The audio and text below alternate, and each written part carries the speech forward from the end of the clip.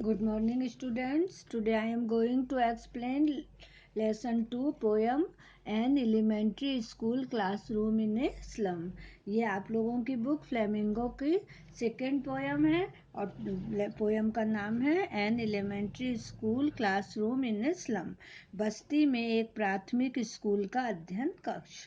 ठीक है, तो जो इसके पोएट स्टीफन स्पेंडर हैं और जो कि एक पोएट हैं और इन्होंने जो है बहुत सारी पोएम्स लिखी हैं।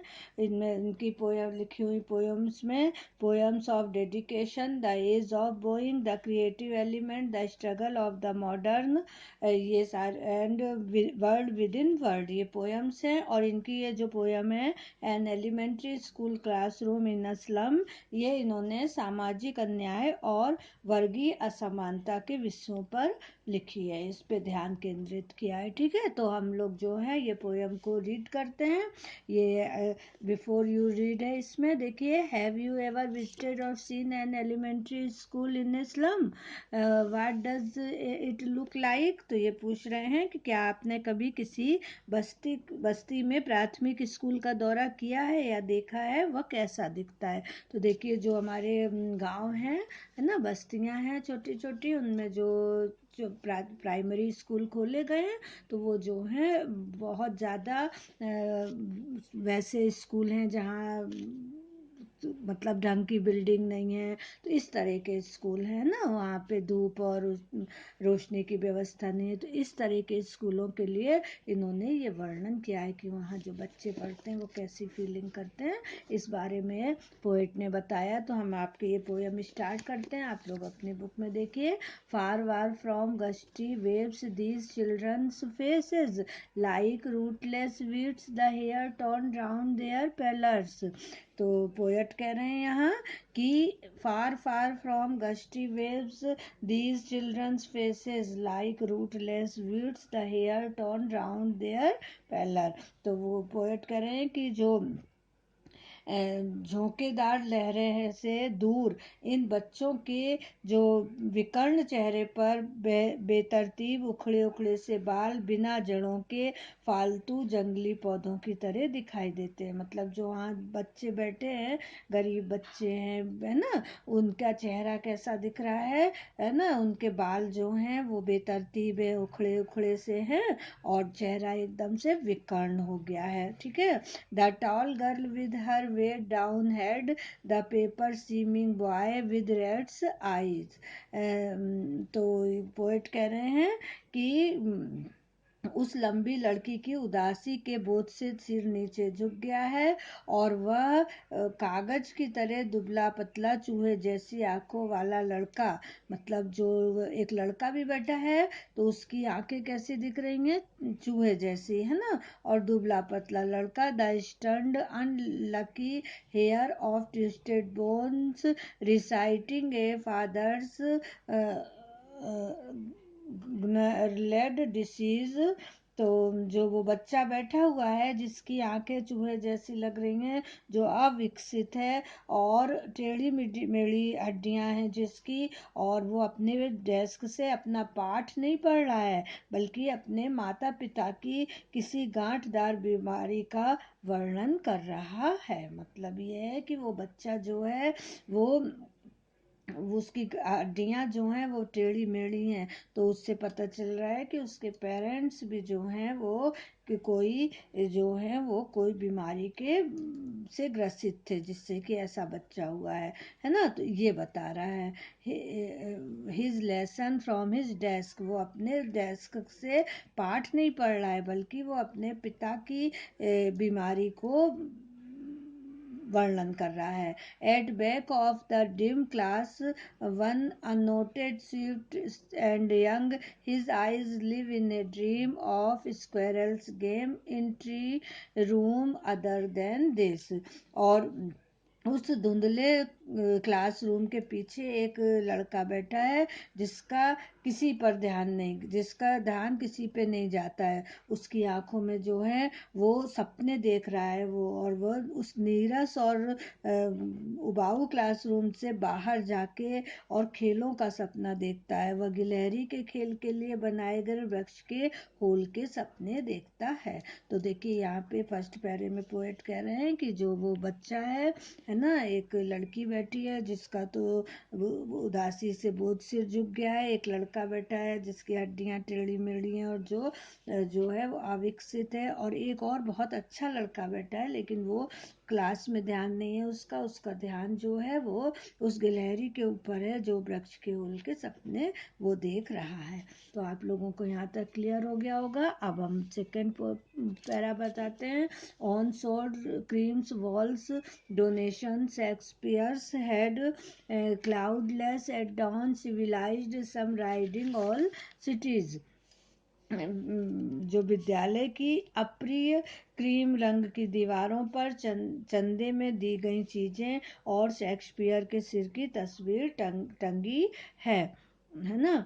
तो जो वहाँ की इस क्लास की दीवारें हैं उस पे जो है जो क्रीमी हो गई, मीन्स धब्बे धब्बे से पड़ गए हैं, उसमें जो है जो लोग दान दे देते हैं वो चीजें और शेक्सपियर की भी फोटो टंगी हुई है ना।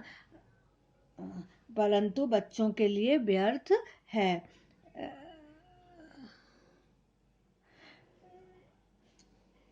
Ballad, Flowery, Tyrole's Valley, open-handed map, awarding the world its world, and at for these children, these windows, not this map, their world, where all their futures painted with a fog। तो यहाँ पे poet कह रहे हैं कि दीवार पे जो है वो दूसरी भी तस्वीरें टंगी हैं और जिसमें वो तो बच्चों के लिए उसी तरह हैं जैसे कि शाम के समय जो है वो बादलों की सुबह है। जो सभ्य संसार की शिक्षा संस्थाओं के गुंबदों पर हर शहर में ऊपर दिखाई देते हैं। टायरोल घाटी की ये संस्थाएं घंटियों के संगीत व फूलों से भरी हुई हैं। खुले हाथों से इस संसार का नक्शा तैयार किया जा रहा है जिसे तानाशाह अपनी इच्छा अनुसार तैयार करते हैं और इस संसार के लोगों को एक नया संसार भेंट किया जा रहा है। लेकिन जो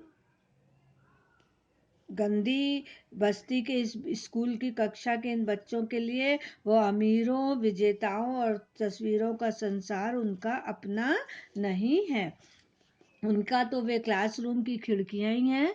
children these windows not this map their world where all their futures painted with a fog. तो उनकी तो वे केवल क्लासरूम की खिड़कियां ही अपनी हैं। इस विद्यालय के बच्चों का भविष्य कोहरे के क्रश से पोत दिया गया है।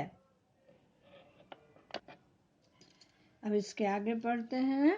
A narrow street sealed in with a lead sky far far from rivers caves and stars of world। तो यहाँ पे पोएट कह रहे हैं कि बच्चे जो हैं वो अपने जीवन की तंग गली में घिर गए हैं और एक धूसर नीले आसमान ने उन्हें चारों ओर घेर लिया है। ठीक है, वे अभी इस गंदी बस्ती के स्कूल के क्लासरूम के बच्चे इस तंगी और घुटन के शिकार हैं। नदियों अंतरोपों और सितारों का संसार उनसे दूर बहुत दूर है। तो यहाँ पे देखिए पोएट क्या कह रहे हैं कि ये जो स्लम बस्ती के बच्चे जो जिस प्राइमरी स्कूल में पढ़ते हैं वहाँ पे उनको केवल जो तंग बस्ती है, तंग वो क्लासरूम है ना, अंधेरा है और उनकी जो गरीबी है, गंदगी है, उससे वो बहुत ज़्यादा घुटन के शिकार हो गए हैं। अब हम नेक्स्ट पैरा पढ़ते हैं। Surely Shakespeare is wigged the map a bad example with ships and sun and the love tempting them to steal। तो निश्चित रूप से इन बच्चों के लिए शेक्सपियर बेकार और बुरा है। इस संसार का नक्शा भी उनके लिए बुरा उदाहरण है। with ships and suns and love tempting them to steal for lives that slyly turn to their crammed holes from fog to endless night. तो जहाजों, सूर्य और मनुष्य की प्यार से भरी यह दुनिया उनको इन बढ़िया चीजों को चुराने के लिए प्रलोभित करती है। From frogs to endless night, कोहरे से अंतहीन रात तक जीवन से। On their slag heap those children weak wear skins peeped through by bones and spectacles of steel with mended glass like bottle bits on stones. मृत्यु तक उनका जीवन चुपके से उनकी तंग मोड़ों में आकर घिर जाता है। छोड़े हुए कबाड़ के ढेरों पर बैठे इन बच्चों की खालों में से हड्डियां झांक रही हैं और ये पेबंद लगे शीशों से जड़े स्टील के चश्मे पहने ऐसे लगते हैं जैसे पत्थरों पर बोतलों के टूटे हुए टुकड़े। All of their time and space are foggy slums, so blot their maps with slums as big as doom. उनका सारा समय और जगह इन्हीं नरक जितनी बड़ी कोहरेदार गंदी बस्तियों में गुजरता है। ये बस्तियां उन महत्वपूर्ण लोगों के बनाए हुए नक्शे अर्थात अपने अलग संसार को कलंकित कर देती हैं। अब हम इसका 4th पैरा पढ़ रहे हैं। देखिए, unless governor, inspector, visitor, this map becomes their window, and these windows that shut upon their lives like catacombs break open till they break the town and show the children to green fields and make their worlds. तो poet यहाँ कह रहे हैं कि governor, शिक्षक, निरीक्षक और आगंतुक, तुम सभी इस संसार के नक्शों को इन बच्चों के संसार का हिस्सा बना दो। ऐसा कर दो कि वे अपनी खिड़कियों में से झांक कर देख सकें और ये खिड़कियां अर्थात वातावरण और अवस्थाएं जो उनके जीवन के विकास को तहखानों की कब्रों की तरह बंद कर देती हैं, उन्हें तोड़कर खोल दिया जाए।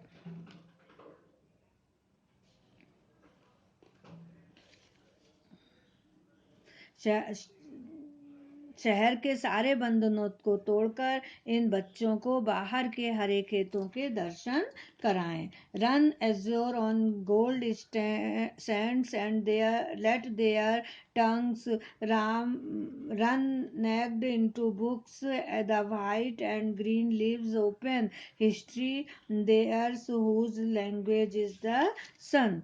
तो पोएट यहाँ पे कह रहे हैं कि उनके संसार की सुनहरी रेत पर नीली नीली समुद्री लहरों तक विस्तार कर दें।